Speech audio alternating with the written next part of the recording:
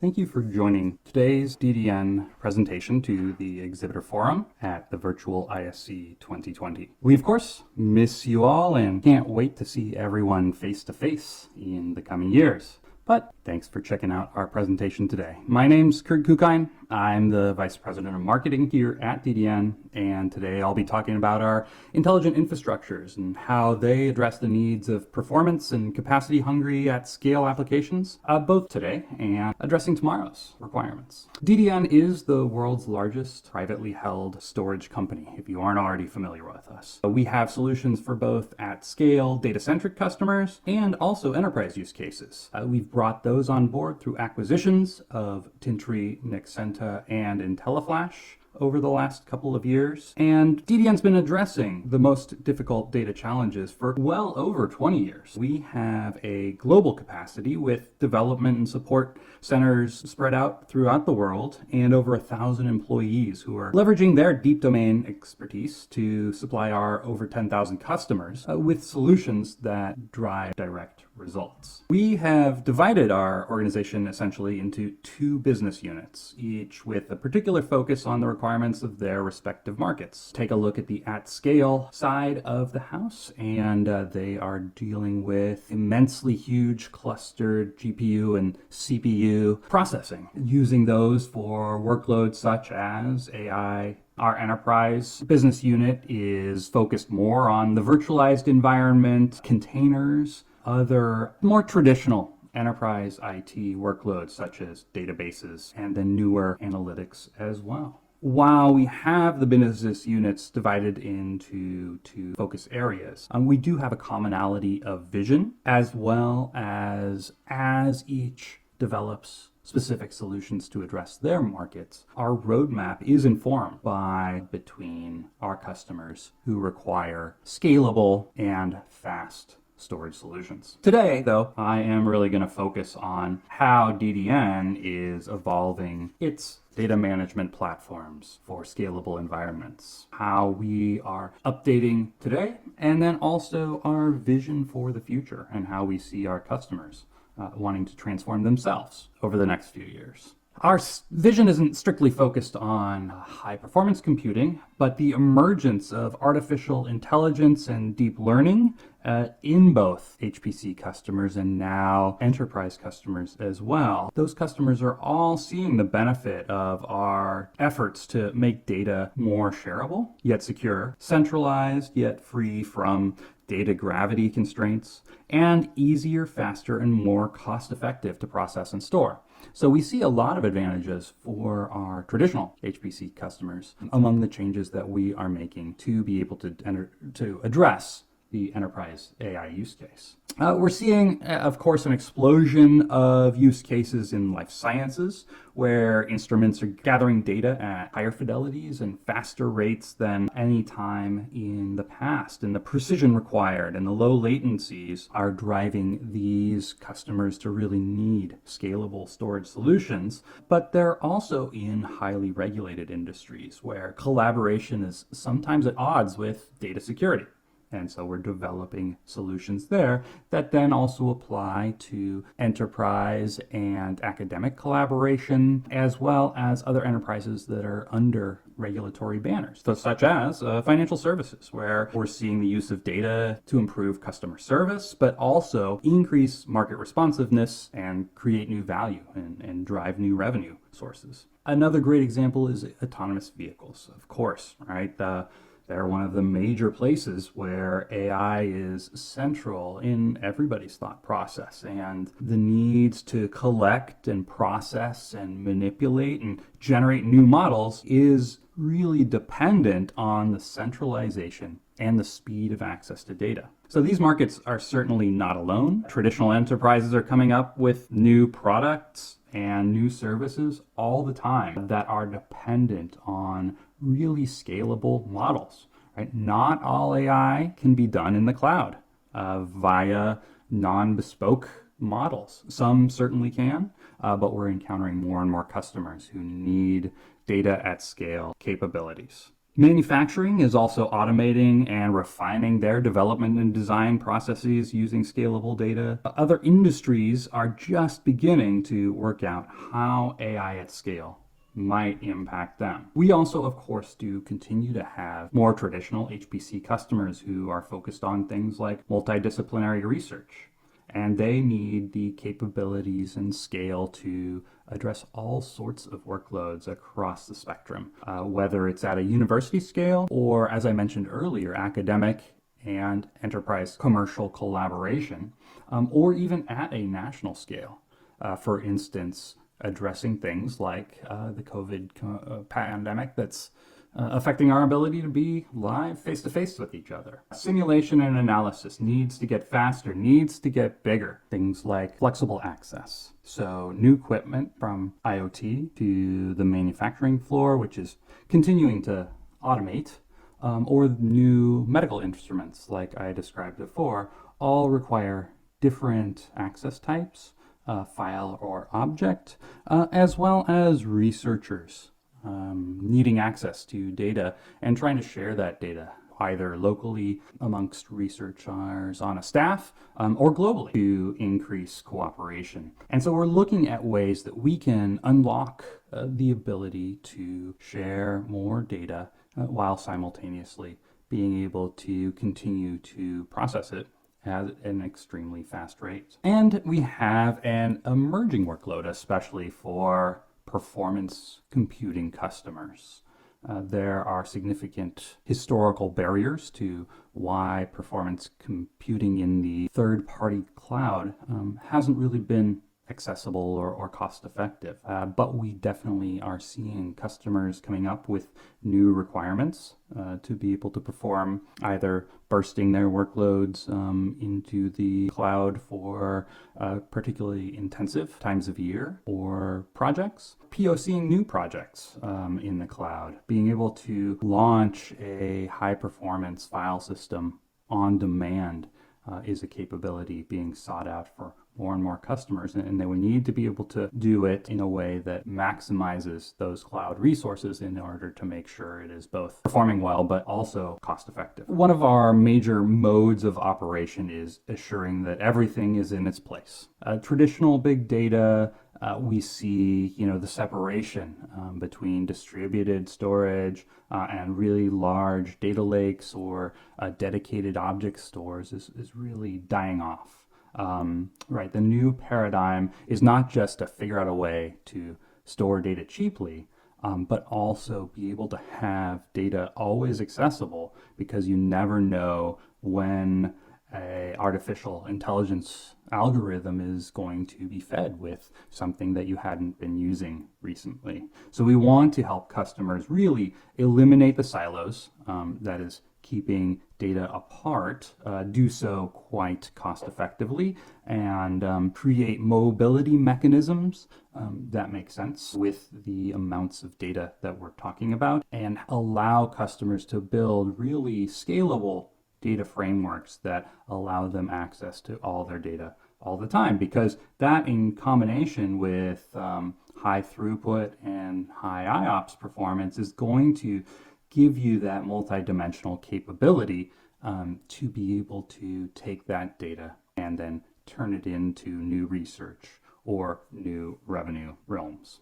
So with that, we're leveraging Exascaler, and we announced last year at ISC Exa5, which we consider a really big leap forward in the capabilities of Exascaler, with deep optimizations for both our AI and machine learning customers as well as our HPC customers, by ensuring that we are delivering the highest efficiencies and the right capabilities that those customers need. So we've built basically a framework within the file system that allows customers to get exactly what they need when they need it. So we've built in things like security, optimizations around GPU computing, and networking, and the protocols that are all needed to be able to both secure the data, share the data, and also process it on these new architectures that we're seeing for processing.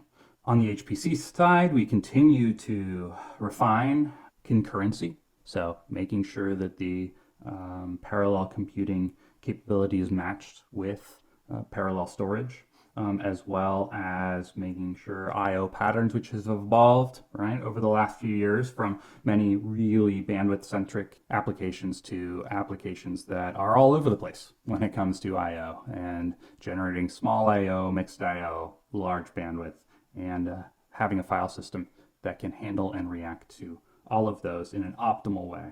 And then finally, again, protocols that service the customers the way they need to, whether it's through ingest or data distribution. And so we're working on things like advanced security and data safety for this distributed at scale world where we're trying to enable customers to be able to strike that balance between sharing and security so that the people who need access to the data are only the people who can get access, right? And with that, we've introduced multi-tenancy mechanisms to aid with that. We've added secure audit logging, so things that fit within highly regulated worlds to make sure that those needs are being met. And then we've extended accessibility into the data, first through NFS and SMB data services, so both to ingest data from new instruments, but also to be able to share data out to new researchers.